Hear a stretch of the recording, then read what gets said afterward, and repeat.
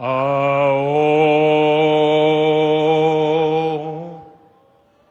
माता वैष्णो देवी दे चरणे च मत्था टेकना। जय माता दी।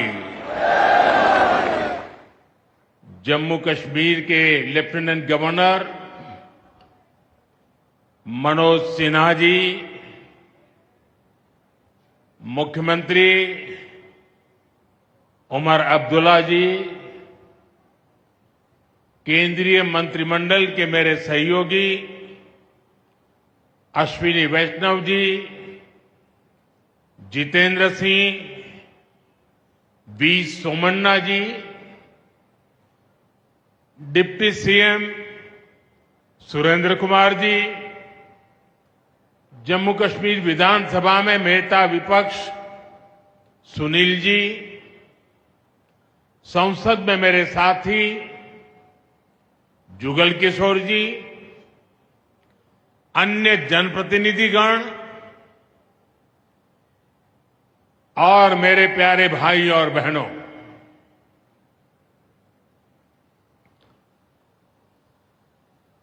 वीर जोरावर सिंह जी की ये भूमि है।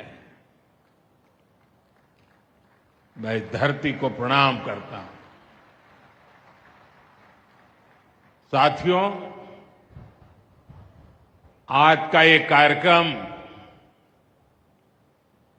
भारत की एकता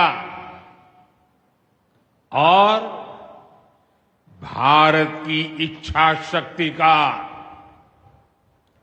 विराट उत्सव है।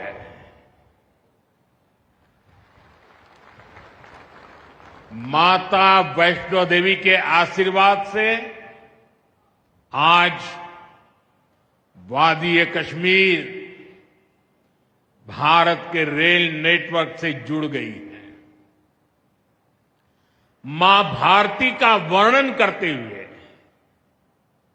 हम श्रद्धा भाव से कहते आए हैं, कश्मीर से कन्याकुमारी। ये अब रेलवे नेटवर्क के लिए भी हकीकत बन गया है। उधमपुर, श्रीनगर, बारामूला, ये रेल लाइन प्रोजेक्ट ये सिर्फ नाम नहीं है, ये जम्मू कश्मीर के नए सामर्थ्य की पहचान है। भारत के नए सामर्थ्य का जयघोष है। थोड़ी देर पहले मुझे चिनाब ब्रिज और अंजी ब्रिज का लोकार्पण करने का अवसर मिला है। आज ही 2 नई वंदे भारत ट्रेनें जम्मू कश्मीर को मिली है। यहां जम्मू में नए मेडिकल कॉलेज का शिलान्यास हुआ है। 46,000 करोड़ रुपए के प्रोजेक्ट्स जम्मू और कश्मीर के विकास को नई गति देंगे। मैं आप सभी लोगों को विकास के नए दौर के लिए बहुत बहुत बधाई देता हूं। साथियों, जम्मू कश्मीर की अनेक पीढ़ियां रेल कनेक्टिविटी का सपना देखते देखते गुजर गई। मैं कल सीएम उमर अब्दुल्ला जी का एक बयान देख रहा था और अभी भाषण में भी बताया। वो भी बोले थे कि जब वो 7वीं 8वीं में पढ़ते थे तब से इस प्रोजेक्ट को पूरा होने का इंतजार कर रहे थे। आज जम्मू कश्मीर के लाखों लोगों का सपना पूरा हुआ है। और ये भी हकीकत है, जितने अच्छे काम है ना, वो मेरे लिए ही बाकी रहे हैं। साथियों, ये हमारी सरकार का सौभाग्य है कि इस प्रोजेक्ट ने हमारे कार्यकाल में गति पकड़ी और हमने इसे पूरा करके दिखाया। बीच में कोविड के कालखंड के कारण भी अनेक मुसीबतें आई, लेकिन हम डटे रहे। साथियों, रास्ते में आने जाने की मुश्किलें, मौसम की परेशानी, लगातार पहाड़ों से गिरते पत्थर, ये प्रोजेक्ट पूरा करना मुश्किल था, चुनौतीपूर्ण था। लेकिन हमारी सरकार ने चुनौती को ही चुनौती देने का रास्ता चुना है। आज जम्मू कश्मीर में बन रहे अनेकों ऑल वेदर इंफ्रास्ट्रक्चर प्रोजेक्ट इसका उदाहरण है। कुछ महीने पहले ही सोनमर्ग टनल शुरू हुई है। अभी कुछ देर पहले ही मैं चिनाब और अंजी ब्रिज से होकर आपके बीच आया हूं। इन पुलों पर चलते हुए मैंने भारत के बुलंद इरादों को, हमारे इंजीनियर्स, हमारे श्रमिकों के हुनर और हौसले को जिया है। चिनाब ब्रिज दुनिया का सबसे ऊंचा रेलवे आर्च ब्रिज है। लोग फ्रांस में, पेरिस में एफिल टावर देखने के लिए जाते हैं, और ये ब्रिज एफिल टावर से भी बहुत ऊंचा है। अब लोग चिनाब ब्रिज के जरिए कश्मीर देखने तो जाएंगे ही, ये ब्रिज भी अपने आप में एक आकर्षक टूरिस्ट डेस्टिनेशन बनेगा। सब लोग सेल्फी पॉइंट पर जाकर के सेल्फी निकालेंगे। हमारा अंजी ब्रिज भी इंजीनियरिंग का बेहतरीन नमूना है। ये भारत का पहला केबल सपोर्टेड रेलवे ब्रिज है।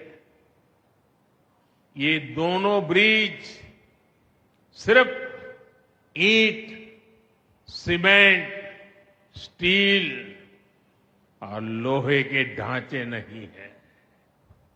ये पीर पंजाल की दुर्गम पहाड़ियों पर खड़ी भारत की शक्ति का जीवंत प्रतीक है। ये भारत के उज्जवल भविष्य की सिंह गर्जना है। ये दिखाता है विकसित भारत का सपना जितना बड़ा है, उतना ही बुलंद हमारा हौसला है, हमारा सामर्थ्य है। और सबसे बड़ी बात, नेक इरादा है, अपार पुरुषार्थ है। साथियों, चिनाब ब्रिज हो या फिर अंजी ब्रिज, ये जम्मू की और कश्मीर की दोनों क्षेत्रों की समृद्धि का जरिया बनेंगे। इससे टूरिज्म तो बढ़ेगा ही, इकोनॉमी के दूसरे सेक्टर्स को भी लाभ होगा। जम्मू और कश्मीर की रेल कनेक्टिविटी दोनों क्षेत्रों के कारोबारियों के लिए नए अवसर बनाएगी। इससे यहां की इंडस्ट्री को गति मिलेगी। अब कश्मीर के सेब कम लागत में देश के बड़े बाजारों तक पहुंच पाएंगे और समय पर पहुंच पाएंगे। सूखे मेवे हो या पश्मीना शॉल, यहां का हस्तशिल्प अब आसानी से देश के किसी भी हिस्से तक पहुंच पाएगा। इससे जम्मू कश्मीर के लोगों को देश के दूसरे हिस्सों में आना जाना भी बहुत आसान होगा। साथियों, मैं यहां संगलदान के एक स्टूडेंट का अखबार में कमेंट पढ़ रहा था। उस स्टूडेंट ने कहा कि उसके गांव के उन्हीं लोगों ने अब तक ट्रेन नहीं देखी थी जो गांव से बाहर गए। गांव के ज्यादातर लोगों ने ट्रेन का सिर्फ वीडियो ही देखा था। उन्हें अब तक यकीन ही नहीं हो रहा कि असली ट्रेन उनकी आंखों के सामने गुजरेगी। मैंने ये भी पढ़ा कि बहुत से लोग ट्रेनों के आने जाने का टाइम याद कर रहे हैं। एक और बिटिया ने बड़ी अच्छी बात कही। उस बिटिया ने कहा, अब मौसम तय नहीं करेगा कि रास्ते खुलेंगे या बंद रहेंगे। अब ये नई ट्रेन सेवा हर मौसम में लोगों की मदद करती रहेगी। साथियों, जम्मू कश्मीर मां भारती का मुकुट है। ये मुकुट एक से बढ़कर एक खूबसूरत रत्नों से जड़ा हुआ है। ये अलग अलग रत्न जम्मू कश्मीर का सामर्थ्य है। यहां की पुरातन संस्कृति, यहां के संस्कार, यहां की आध्यात्मिक चेतना, प्रकृति का सौंदर्य, यहां की जड़ी बूटियों का संसार, फलों और फूलों का विस्तार, यहां के युवाओं में, आप लोगों में जो टैलेंट है वो मुकुट मणि की तरह चमकता है। साथियों, आप भली बात ही जानते हैं, मैं दशकों से जम्मू और कश्मीर आता जाता रहा। इंटीरियर इलाकों में मुझे जाने का, रहने का अवसर मिला है। मैंने इस सामर्थ्य को लगातार देखा है, महसूस किया है, और इसलिए मैं पूरे समर्पण भाव के साथ जम्मू कश्मीर के विकास में जुटा हूं। साथियों, जम्मू कश्मीर भारत की शिक्षा और संस्कृति का गौरव रहा है। आज भारत दुनिया के बड़े नॉलेज हब में से एक हमारा जम्मू कश्मीर बन रहा है, तो इसमें जम्मू कश्मीर की भागीदारी भी भविष्य में भी बढ़ने वाली है। यहां आईआईटी, आईआईएम, एम्स और नीट जैसे संस्थान है। जम्मू और श्रीनगर में सेंट्रल यूनिवर्सिटीज हैं। जम्मू और कश्मीर में रिसर्च इकोसिस्टम का भी विस्तार हो रहा है। साथियों, यहां पढ़ाई के साथ साथ दवाई के लिए भी अभूतपूर्व काम हो रहा है। बीते कुछ सालों में ही 2 स्टेट लेवल के कैंसर संस्थान बने हैं।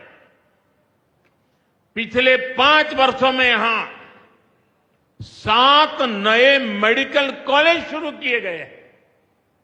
आप भी जानते हैं, जब मेडिकल कॉलेज खुलता है तो उससे मरीजों के साथ ही उस क्षेत्र के युवाओं को भी सबसे ज्यादा फायदा मिलता है। जम्मू कश्मीर में अब एमबीबीएस की सीटों की संख्या 500 से बढ़कर 1300 तक पहुंच गई है। मुझे खुशी है कि अब रियासी जिले को भी नया मेडिकल कॉलेज मिलने जा रहा है। Shri Mata Vaishno Devi institute of medical excellence, ये आधुनिक अस्पताल तो है, ये दान पुण्य करने की हमारी जो संस्कृति है उसका भी उदाहरण है। इस मेडिकल कॉलेज को बनाने में जो राशि लगी है उसके लिए भारत के कोने कोने से माता वैष्णो देवी के चरणों में आने वाले लोगों ने दान दिया हुआ है। मैं श्री माता वैष्णो देवी श्राइन बोर्ड को, उनके अध्यक्ष मनोज जी को इस पवित्र कार्य के लिए बहुत बहुत शुभकामनाएं देता हूं। इस अस्पताल की क्षमता भी 300 बेड से बढ़कर 500 बेड की जा रही है। कटरा में माता वैष्णो देवी के दर्शन करने आने वाले लोगों को भी इससे बहुत सहूलियत रहने वाली है। साथियों, केंद्र में भाजपा एनडीए की सरकार को अब 11 साल हो रहे हैं। ये 11 साल गरीब कल्याण के नाम समर्पित रहे हैं। प्रधानमंत्री आवास योजना से 4 करोड़ गरीबों का पक्के घर का सपना पूरा हुआ है। उज्ज्वला योजना से 10 करोड़ रसोइयों, उसमें धुएं का अंत हुआ है। हमारी बहनों को, बेटियों को उनकी सेहत की रक्षा हुई है। आयुष्मान भारत योजना से 50 करोड़ गरीबों को 5 लाख रुपए तक का मुफ्त इलाज मिला है। प्रधानमंत्री गरीब कल्याण अन्न योजना से हर थाली में भरपेट अनाज सुनिश्चित हुआ है। जनधन योजना से पहली बार 50 करोड़ से ज्यादा गरीबों के लिए बैंक का दरवाजा खुला है। सौभाग्य योजना से अंधेरे में जी रहे 2.5 करोड़ परिवारों में बिजली की रोशनी पहुंची है। स्वच्छ भारत मिशन के तहत बने 12 करोड़ शौचालयों ने खुले में शौच की मजबूरी से मुक्ति दिलाई है। जल जीवन मिशन से 12 करोड़ नए घरों में नल से जल पहुंचने लगा है। महिलाओं का जीवन आसान हुआ है। पीएम किसान सम्मान निधि से 10 करोड़ छोटे किसानों को सीधी आर्थिक सहायता मिली है। साथियों, सरकार के ऐसे अनेक प्रयासों से पिछले 11 साल में 25 करोड़ से ज्यादा गरीबों ने गरीबी को, हमारे ही गरीब भाई बहनों ने गरीबी के खिलाफ जंग लड़ा और 25 करोड़ गरीब गरीबी को परास्त कर करके विजयी होकर के गरीबी से बाहर निकले हैं। अब वो नए मध्यम वर्ग का हिस्सा बने हैं। जो लोग अपने आप को समाज व्यवस्था के एक्सपर्ट मानते हैं, बड़े खेरखा मानते हैं, जो लोग अगड़े पिछड़े की राजनीति में डूबे रहते हैं, जो लोग दलितों के नाम पर राजनीतिक रोटियां सेकते रहे हैं, जरा जिन योजनाओं का मैंने सिर्फ उल्लेख किया है उसकी तरफ नजर कर लीजिए। कौन लोग हैं जिनको ये सुविधाएं मिली हैं? वो कौन लोग हैं जो आजादी के 7 दशक तक इन प्राथमिक सुविधाओं से वंचित रहे थे? ये मेरे दलित भाई बहन है, ये मेरे आदिवासी भाई बहन है, ये मेरे पिछड़े भाई बहन है, ये पहाड़ों पर गुजारा करने वाले, ये जंगलों में बसने वाले, झुग्गी झोपड़ी में जिंदगी पूरी करने वाले, ये वो परिवार है जिनके लिए मोदी ने अपने 11 साल खपा दिए हैं।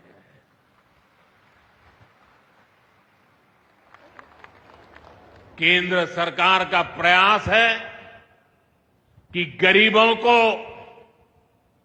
नए मध्यम वर्ग को ज्यादा से ज्यादा ताकत दे।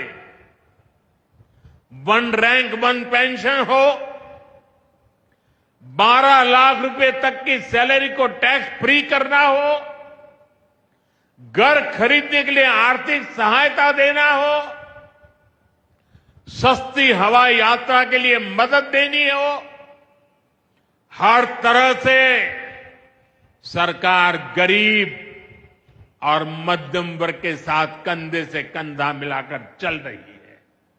साथियों, गरीबों को गरीबी से मुक्ति पाने के लिए उनका मदद करना, लेकिन ईमानदारी से जीने वाले, देश के लिए समय समय पर टैक्स देने वाले मध्यम वर्ग की ताकत बढ़ाना, इसके लिए भी आजादी में पहली बार इतना काम हुआ है जो हमने करके दिखाया है।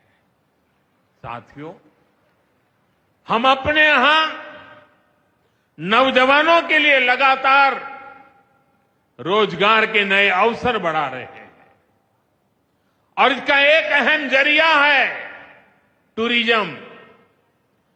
टूरिज्म से रोजगार मिलता है,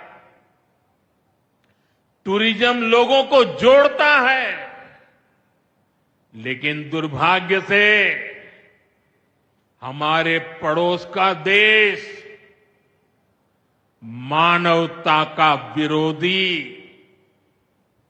मेलजोल का विरोधी, 22 अप्रैल को पहलगाम में जो कुछ हुआ वो इसी का उदाहरण है। पाकिस्तान ने पहलगाम में इंसानियत और कश्मीरियत दोनों पर वार किया। उसका इरादा भारत में दंगे कराने का था। उसका इरादा कश्मीर के मेहनतकश लोगों की कमाई को रोकना था। इसलिए पाकिस्तान ने टूरिस्ट पर हमला किया। वो टूरिज्म जो बीते 4-5 साल में लगातार बढ़ रहा था, हर साल यहां रिकॉर्ड संख्या में टूरिस्ट आ रहे थे। जिस टूरिज्म से जम्मू कश्मीर के गरीबों के घर चलते हैं, उसको पाकिस्तान ने निशाना बनाया। कोई घोड़े चलाने वाला, कोई पोर्टर, कोई गाइड, कोई गेस्ट हाउस वाला, कोई दुकान ढाबा चलाने वाला, पाकिस्तान की साजिश इन सबको तबाह करने की थी। आतंकियों को चुनौती देने वाला नौजवान आदिल, वो भी तो वहां मेहनत मजदूरी करने गया था, लेकिन अपने परिवार की देखरेख कर सके इसलिए मेहनत कर रहा था। आतंकियों ने उस आदिल को भी मार दिया। साथियों, पाकिस्तान की साजिश के खिलाफ जिस प्रकार जम्मू कश्मीर के लोग उठ खड़े हुए हैं, जम्मू कश्मीर के अवाम ने इस बार जो ताकत दिखाई है, ये सिर्फ पाकिस्तान नहीं, दुनिया भर की आतंकवादी मानसिकता को जम्मू कश्मीर के लोगों ने कड़ा संदेश दिया है। जम्मू कश्मीर का नौजवान अब आतंकवाद को मुंह तोड़ जवाब देने का मन बना चुका है। ये वो आतंकवाद है जिसने घाटी में स्कूल जलाए, और सिर्फ स्कूल यानी इमारत नहीं जलाई थी, 2-2 पीढ़ी का भविष्य जला दिया था, अस्पताल तबाह किए, जिसने कई पीढ़ियों को बर्बाद किया। यहां जनता अपनी पसंद के नुमाइंदे चुन सके, यहां चुनाव हो सके, ये भी आतंकवाद के चलते बड़ी चुनौती बन गया था।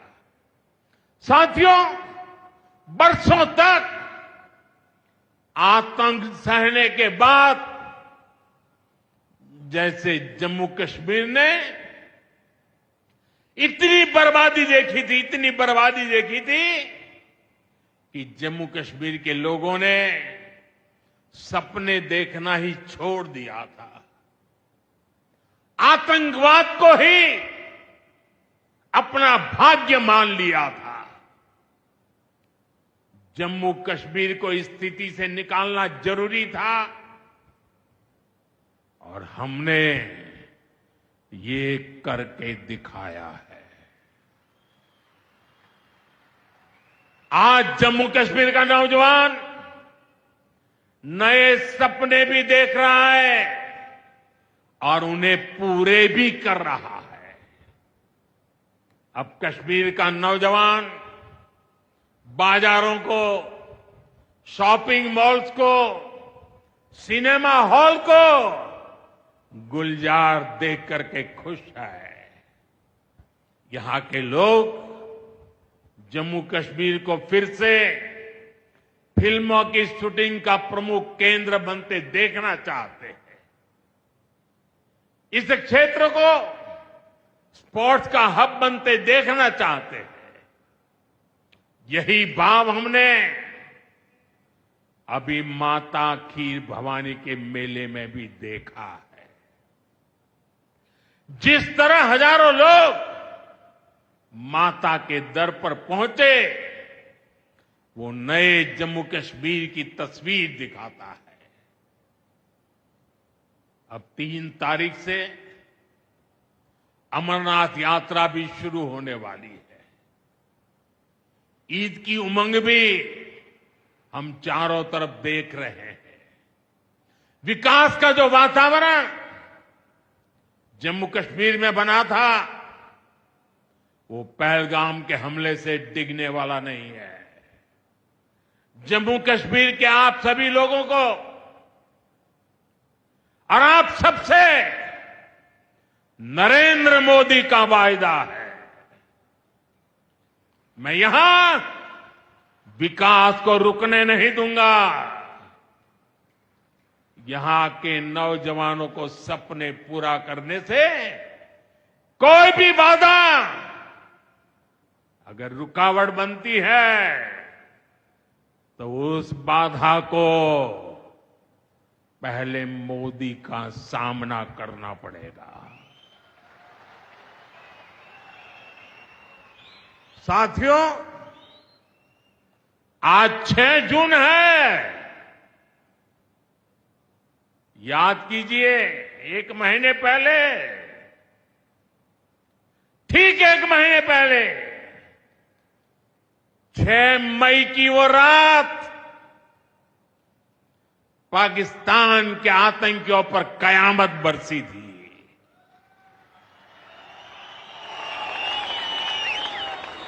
अब पाकिस्तान कभी भी ऑपरेशन सिंदूर का नाम सुनेगा तो उसे अपनी शर्मनाक शिकस्त याद आएगी।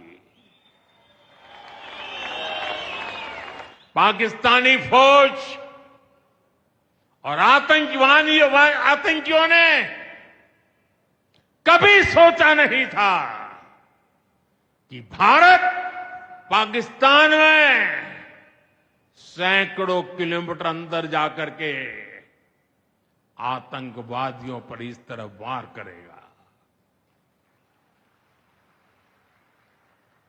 बरसों की मेहनत से उन्होंने आतंक की जो इमारतें बनाई थी, वो कुछ ही मिनटों में खंडहर में बदल गई है। और ये देख पाकिस्तान बुरी तरह बौखला गया था और उसने अपना गुस्सा जम्मू के, पूंछ के दूसरे जिलों के लोगों के पर भी निकाला। पूरी दुनिया ने देखा कि पाकिस्तान ने कैसे यहां घर उजाड़े, बच्चों पर गोले फेंके, स्कूल अस्पताल तबाह किए, मंदिर, मस्जिद, गुरुद्वारों पर शेलिंग की। आपने जिस तरह पाकिस्तान के हमलों का मुकाबला किया, वो हर देशवासी ने देखा है। इसलिए अपने परिवारजनों ने उनके साथ हर देशवासी पूरी शक्ति से खड़ा है। साथियों, जिन लोगों की क्रॉस बॉर्डर फायरिंग में मृत्यु हुई है, उनके परिवार के सदस्य को कुछ दिन पहले ही नियुक्ति पत्र सौंपे गए हैं। शेलिंग से प्रभावित 2000 से ज्यादा परिवारों की तकलीफ भी हमारी अपनी तकलीफ है।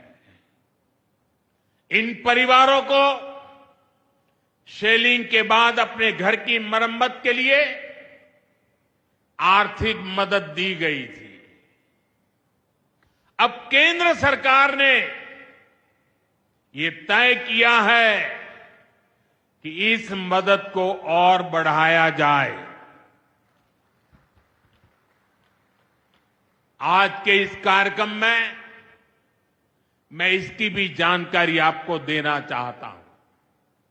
साथियों, जिन घरों में बहुत ज्यादा नुकसान हुआ है उन्हें अब 2 लाख रुपए और जो घर आंशिक रूप से क्षतिग्रस्त हुए उन्हें 1 लाख रुपए की सहायता अलग से दी जाएगी, अतिरिक्त दी जाएगी। यानी अब उन्हें पहली बार की मदद के बाद ये एक्स्ट्रा धनराशि मिलेगी। साथियों, हमारी सरकार बॉर्डर किनारे बसे लोगों को देश का प्रथम प्रहरी मानती है। बीते दशक में सरकार ने बॉर्डर के जिलों में विकास और सुरक्षा के लिए अभूतपूर्व काम किया है। इस दौरान करीब 10,000 नए बंकर्स बनाए गए हैं।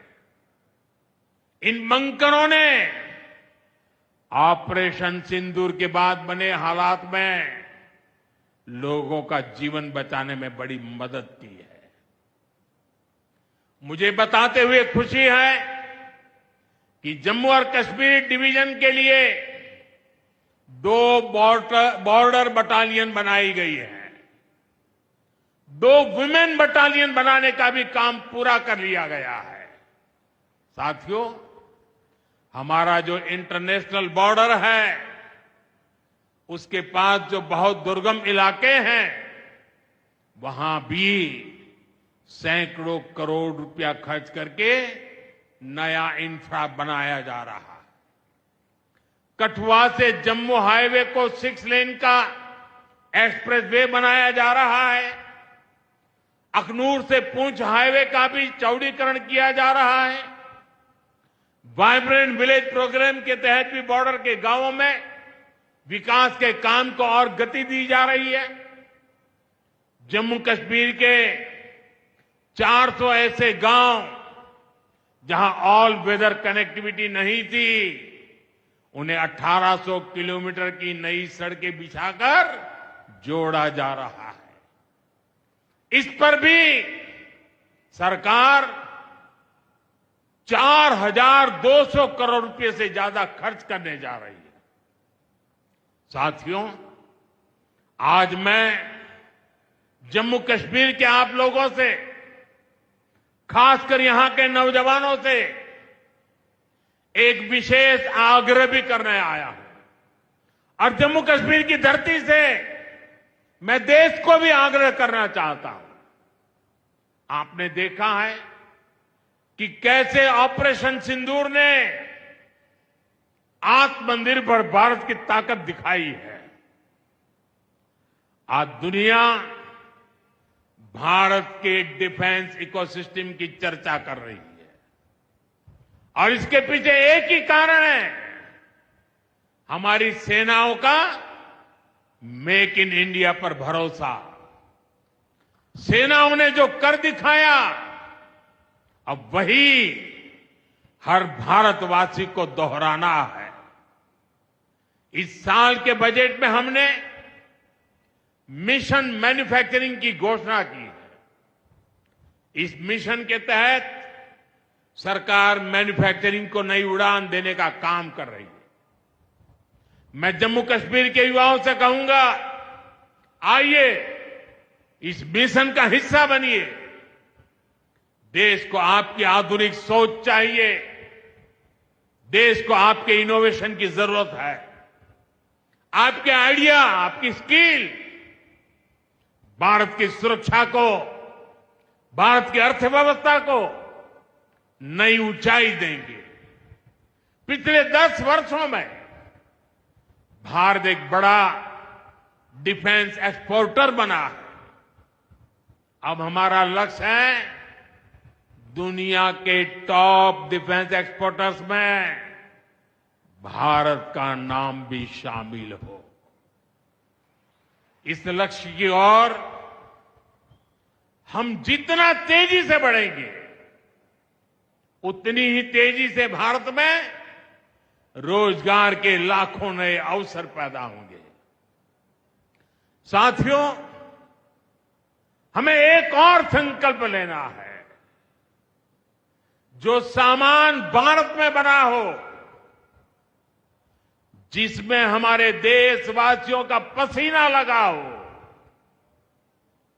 हम सबसे पहले उसे ही खरीदें। और यही राष्ट्रभक्ति है, यही राष्ट्र की सेवा है। सीमा पर हमें हमारी सेनाओं का मान बढ़ाना है और बाजार में हमें मेड इन इंडिया का गौरव बढ़ाना है। साथियों, एक सुनहरा और उज्जवल भविष्य जम्मू कश्मीर का इंतजार कर रहा है। केंद्र सरकार और यहां की सरकार मिलकर विकास के कार्यों में जुटे हैं, एक दूसरे को सहयोग कर रहे हैं। शांति और खुशहाली के जिस रास्ते पर हम आगे बढ़ रहे हैं, हमें उसे लगातार मजबूत करना है। मां वैष्णो देवी के आशीर्वाद से विकसित भारत, विकसित जम्मू कश्मीर का यह संकल्प सिद्धि तक पहुंचे, इसी कामना के साथ आप सभी को फिर से ये ढेर सारे विकास के प्रोजेक्ट के लिए और एक से बढ़कर एक शानदार प्रोजेक्ट के लिए मैं बहुत बहुत बधाई देता हूं। दोनों मुट्ठी बंद करके पूरी ताकत से मेरे साथ बोलिए, भारत माता की। आवाज हिंदुस्तान के हर कोने में गूंजनी चाहिए। भारत माता की, भारत माता की, भारत माता की, भारत माता की। बहुत बहुत धन्यवाद।